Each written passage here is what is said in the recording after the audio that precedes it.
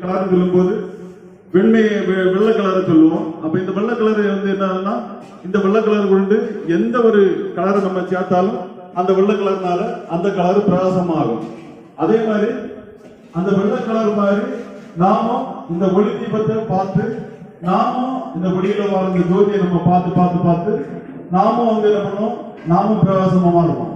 அப்ப நம்ம பிரகாசமா மாறும்போது அது என்னென்ன நமக்கு கிடைக்குதுன்னா, நம்ம இன்னும் தடவை நம்ம செய்த பாவங்கள் எல்லாமே மன்னிக்கப்படுது. அப்ப இன்னும் தடவை செய்த பாவங்கள் எல்லாமே நம்ம மன்னிக்கப்படுது. அப்ப அந்த பாவங்கள் எல்லாம் மன்னிக்கப்படும் போது நம்மள்ட்ட என்ன இருக்காது, பொறாமை இருக்காது, கோபம் இருக்காது, வேற எந்த ஒரு குற்ற செயல்களும் இருக்காது, யாருக்கு நம்ம துரோகம் பண்ண மாட்டோம், எந்த ஒரு நிலையிலையும் நம்ம ஒரு மோசமான செயல்பாடுகளுக்கு வேண்டி நம்ம பயணிக்க மாட்டோம்.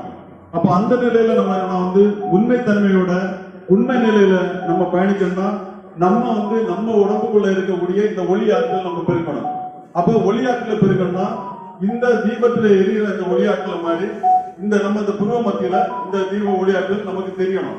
அப்ப தெரிஞ்சு அப்ப தெரியும் போதுதான் நம்மளுடைய என்னன்னா 10வது வாசல் ஆகிய இந்த சுழுமுனை வாசல் நமக்கு திறக்கும். அப்ப இந்த சுழுமுனை வாசல் திறக்கும் போது நமக்கு எல்லா விதமான ஆற்றல் சக்திகளும் இந்த பிரபஞ்சத்திலிருந்து நமக்கு கிடைக்கும். எல்லா விதமான அந்த ஆற்றல் சக்திகளை நம்ம கிடைச்சி நம்ம என்னன்னா ஒரு ஒளிமயமான வாழ்க்கைக்கு நம்ம பயணம் பண்ணுவோம். அப்போ ஒளிமயமான வாழ்க்கைக்கு நம்ம பயணம் பண்ணும்போது நம்ம உடலானது இந்த பூமியில நம்ம பயணிக்கும் போது நம்மள்ட்ட கோபம் இருக்காது, பொய் இருக்காது, களவு இருக்காது, பிறர்